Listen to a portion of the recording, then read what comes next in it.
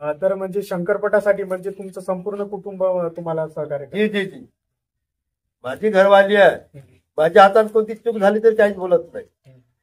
काही दिवस माझ्या सुना आणि पोरी हे म्हणले हा कायले असा करता, आता घरी आराम करा, वय झाली.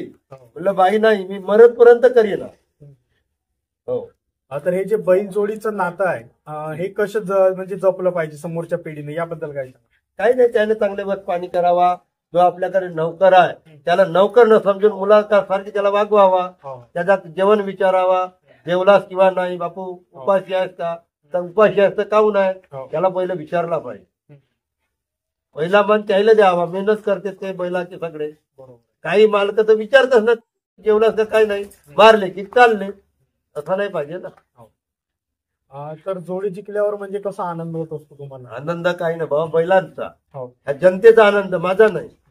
बिचारी जनता आहे ते पाहायला, त्याला खूप खूप वाटते का मामाची जोड जिंकली. आणि मामा बेमानी काम करायला त्यांना माहित आहे जनतेला. तर धन्यवाद माहिती दिल्याबद्दल.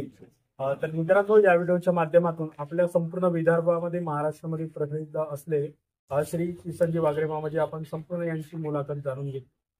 तुम्हाला व्हिडिओ आवडला असेल तर व्हिडिओला लाईक करा, चॅनलवरती नवीन असेल तर चॅनलला सबस्क्राईब करा आणि या व्हिडिओला शेअर करा. व्हिडिओ आवडला असेल तर सर्वांना पाठवा. धन्यवाद.